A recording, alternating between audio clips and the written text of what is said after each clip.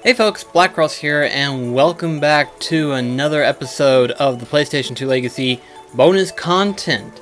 And this one's going to be a bit of a different bonus content, actually, in all honesty, because this is basically what you would call a complete experimental. But it was one that I felt like I wanted to talk a little bit more about because of the fact of, well, the best way to explain it is that if you've seen the last episode of the PlayStation 2 Legacy, the 70th episode was, of course, on Okage Shadow King. And one of the biggest problems about that particular episode was the fact that it was very long, and I was mostly focused on like the story and everything like that. I mean, that's basically the first part of the game, really. It's just mostly story elements and everything like that. And then you finally get into the combat, which is mostly turn-based and stuff. And here's the thing. Despite this game, you know, with its flaws and early RPG mechanics, being that when it came out on the PlayStation 2 and everything, I still love this game. This game is very unique, it's different, it's got a wacky story, wacky character designs, and I love it for it. And so with that being said, I felt like I wanted to talk a little bit more about Okage Shadow King, because unfortunately, due to my lack of being able to actually talk about it instead of just, you know, talking, voicing and stuff like that and everything of that nature, I want to talk a little bit more about the game and, you know, kind of give it a little bit more, I guess you could say, try to get more audience towards this game, because this is a unique game in my personal opinion, and it could actually work if, I mean, doubt we'll ever see it ever happen, but if we do, one point in the near future, maybe farther, but maybe we could see a remake, you know, where gameplay is a little bit more fleshed out and stuff. You have a better build for experience and stuff like that, because like I said in my last video, Okage Shadow King tends to have a very drawn out grinding system for experience. It's very traditional in the fact that you do fight a lot of monsters in order to level up and stuff.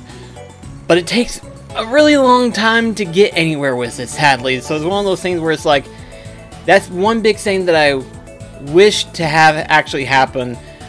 But there was, back whenever I originally played it on the PlayStation 2, the only way I could actually get far enough in terms of the story to actually be enjoyable and stuff like that was if I used the cheat codes. I do plan on doing an episode in regards to that, but I used a cheat disc and everything, and I was able to get through the game and get through the story and stuff.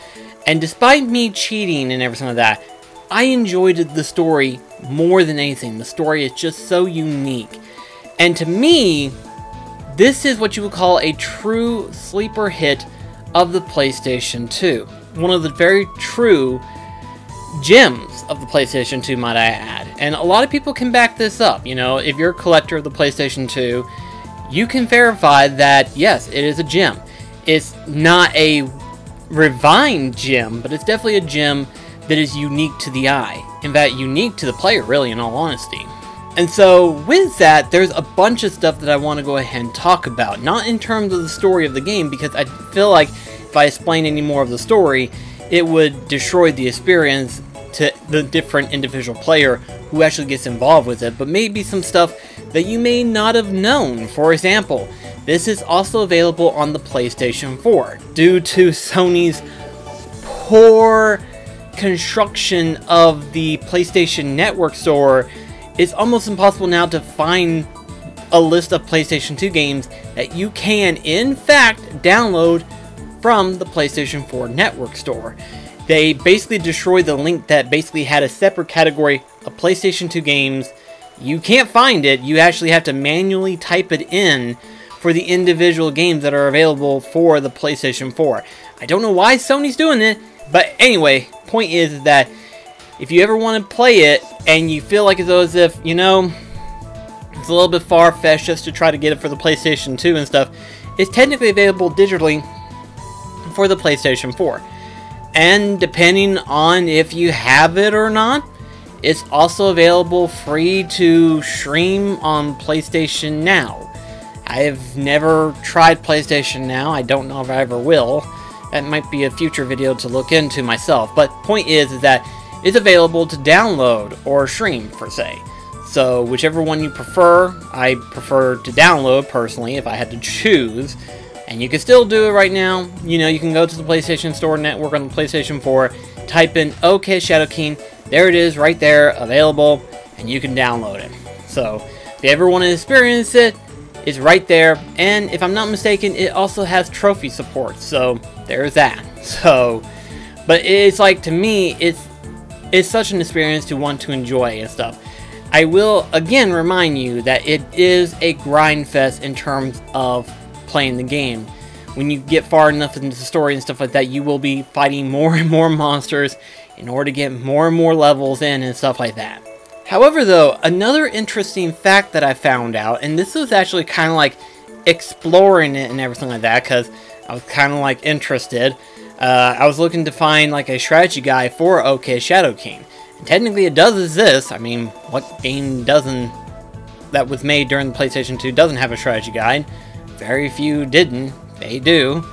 But, next to a strategy guide, I found something else, and I wouldn't mind collecting them. They're just one tiny little problem. Number one, they're hard to come by, which means, second problem, they're very expensive. Like, if you see one on eBay, guess what? Be prepared to pay out the wazoo. More than you probably should be willing to pay for when it comes down to this game. And the figures, they have made figures for OK Shadow King. That blew my mind whenever I found out that, yeah, they have figures for OK Shadow King. I did not know that. And they look really good. They look really, really good. I do like how they look. I do like their designs and stuff. You know, they replicate what they are supposed to look like in the game and everything like that, so it looks nice. But again, due to the price, I mean, yeah, I get it. Kingdom Hearts figures, I've done that before in the past, but these are like different. So I imagine when they first came out, they probably was like, I'm gonna go into a ballpark here, but it's like, probably was in the realms of 20 to 25 bucks each, maybe? Now you'll be lucky if you can get by with just buying one figure set for 100 bucks, probably. That's ridiculous, in my personal opinion. But if I had the opportunity, and if I was to see it out in the wild, would I get it? You better believe I would get it. I would definitely get the one that has the main character and Stan, because, you know, for obvious reasons, of course. And it's like, yeah, I just like how the game looks. Again, unique story, unique design, love it all in my personal opinion. And it does need to have more of an audience. You know, let's get more people lured into OK Shadow King because of how uniquely different it is. Yes, I get it. Gameplay mechanic wise, it's very traditional. It's very redundant and stuff. Some people may not even like it. I know I recently heard people talking about SMT3 HD, and a lot of people didn't like the old style turn-based system. So I can understand it from that perspective, but for me, I love turn-based RPGs. I like them just as much as I like the action RPG mechanics. It just, depending on how the action RPG is done, it can be done really good and it makes them uniquely memorable, or it could be done very poorly and it makes them so forgettable that you never want to touch it ever again. In traditional RPG cases, it's kind of that same way, you know. If the story and the characters are so bland and mundane and boring, you'd never want to pick it up again. But if the game has a unique charm to them, whether it be the gameplay itself or the story and the characters, then it makes them so unique they are practically unforgettable. And every single time I look at this game, I'm always taunted to myself, I need to come back to playing this as actual traditional way, you know, as it should be, not cheating it or anything like that. I should play it as a regular old school RPG, and maybe someday I will dive into it and actually do like an actual traditional playthrough of this. But for the time being right now, it's still one of those games that it's like, I love the story, I love the characters.